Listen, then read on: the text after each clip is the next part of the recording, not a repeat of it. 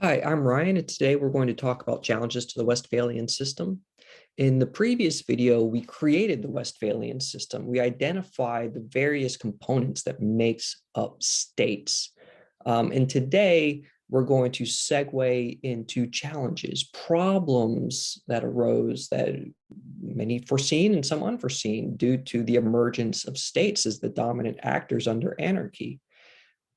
So this is a photograph of the photograph. This is a etching of the Christmas Eve plot against Napoleon. 1800, I believe, was the year, and Napoleon was on his way to see a play or something like that, and someone set off a bomb, tried to kill him. He survived, obviously, and crowned himself emperor a few years later. But this was sort of the moment when we realized that the system was under stress. The rise of nationalism was a problem. Emerging technology, shifting powers, the rise of globalization, imperialism, and of course the biggest issue stemming from the French Revolution was the rise of democracy. It was creating enormous stress, putting enormous stress on the system. And someone had to, regain a Hobbesian order, and that man was Napoleon. And he did so quite successfully. And we'll look at some of that in this video. But first, let's rewind a few years. And, the French Revolution. This is Liberty holding the tricolor flag. The French Revolution was the first national revolution.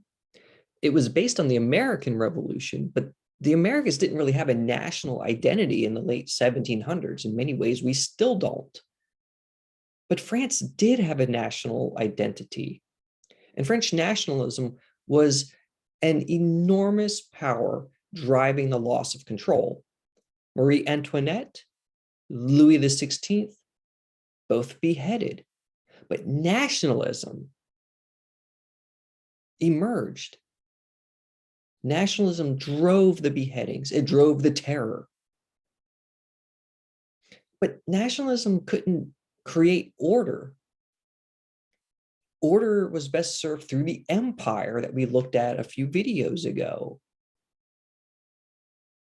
So after a coup in 1799 came the return of the empire. Bonaparte's revolution was unstoppable. French insecurity following the revolution required a Hobbesian solution. You did the terror, it didn't really work out. For about 4 or 5 years following the terror, you finally had a little bit of order, but democracy created a monster. And it had to be tempered. It required the best ordering mechanism available. Well, you look in your toolbox, what have we done in the past? We've done the empire. Let's bring the empire back. All of Europe needed to adapt to this monolithic force, Napoleon.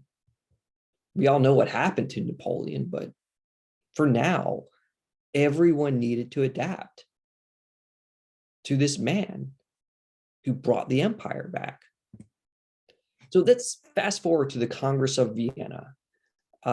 We've sort of used this giant brush and just, brushed over big strokes over a lot of stuff. But, for now, let's just accept that stuff happened and Bonaparte is gone. His empire has collapsed. The European leaders needed reassurances that the empire would not return. The old order, the system of states, it had defeated the empire once. Could it reverse Napoleon's legacy and the legacy of the French Revolution? Again, we need to acknowledge the other. Multiple truths, the interests of all, including the loser. That means bringing France back in. But France started this. Why bring them into the debate? They're the ones who caused all of this mess, because accepting the other means the loser still gets a vote. And it seemed to work. We tested the system in the 1850s. Russia invaded Turkey, or Turkish territory, and stole land. This is pure Westphalian. This is pure balance of power. National interest. Stealing land from Turkey served Russia's best interest. Britain and France came to the Ottoman Empire's defense. This was also Westphalian, the balance of power. This is an example of an early collective security defense arrangement. Any violation of sovereignty required a united response. But this was controversial in Britain and France. Basically, nationalism meant you don't protect the other. The Tatars of Crimea are not we. They are different. So there was a lot of public criticism regarding the collective security defense arrangement between the Ottomans and the French and British. Additionally, new technology tested the system. The invention of the railroad, for example. It sped the pace of human activity and the intensity of human affairs. The train could travel from point A to point B in days instead of months. Diplomats had to adjust to receiving a response in days and being required to deliver their own response in days. Of course, the railroad grew economies of states that could build a railroad, and therefore it made the great powers more powerful. But this led to the rise of new great powers. Russia became united in the East, or from east to west. This is also true in the United States. The United States, east to west unification, the rise of great powers.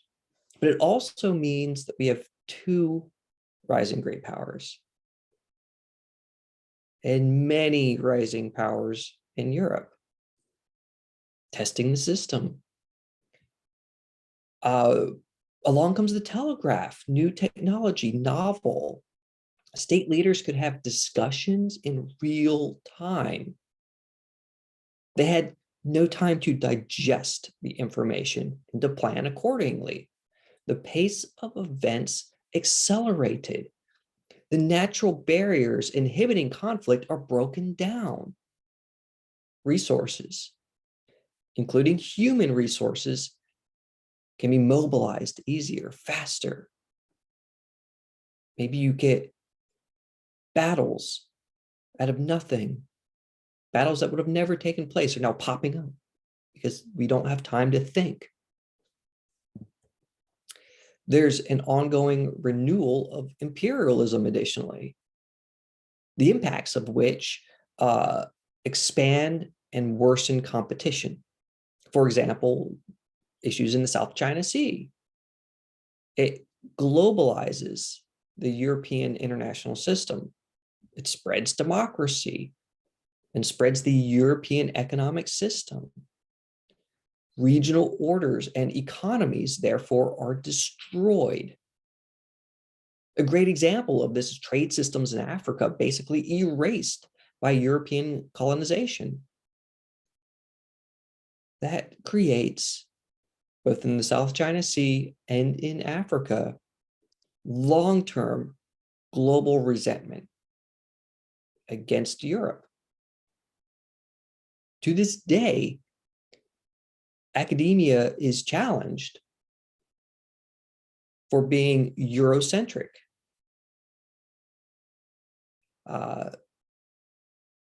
Communication systems are Eurocentric.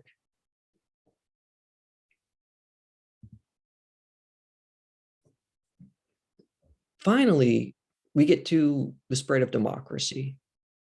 Democracy makes things more unpredictable. The whims of the people, basically. Democracy is great because it legitimizes the state. You get acceptance from multiple actors.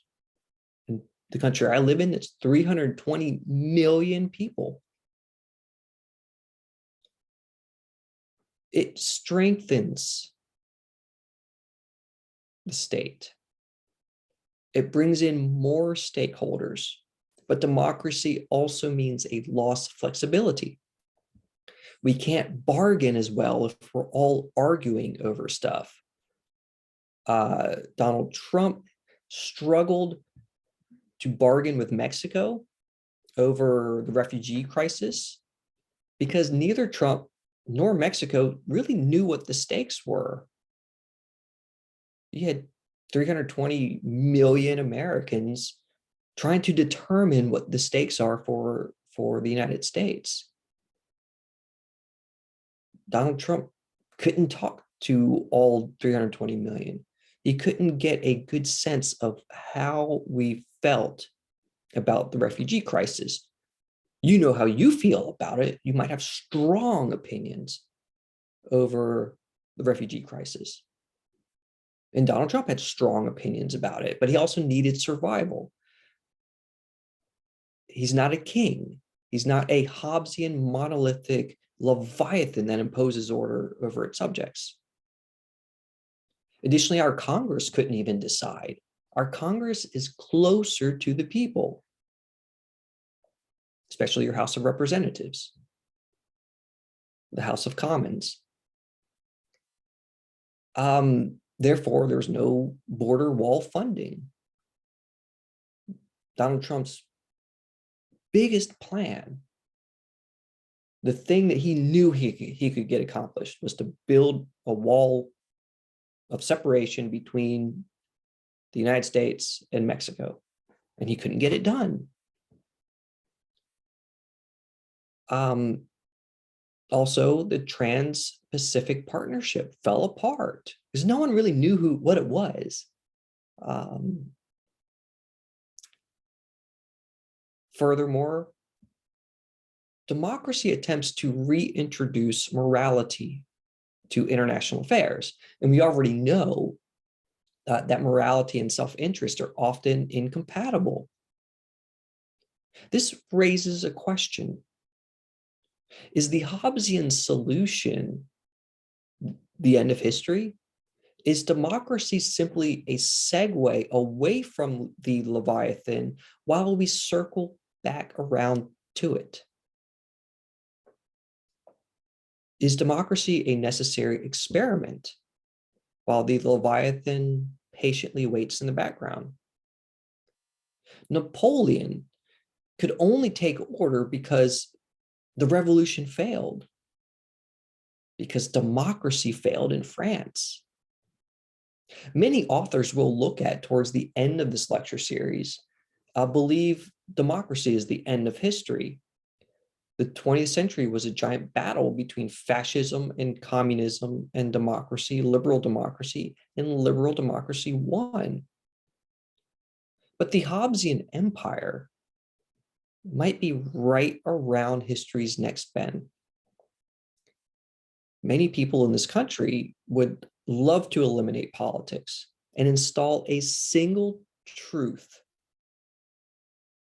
a monolithic Leviathan that imposes order on its subjects through the violent suppression of other truths. But for now, we have politics. We have anarchy. We have multiple truths. And therefore, we have international relations.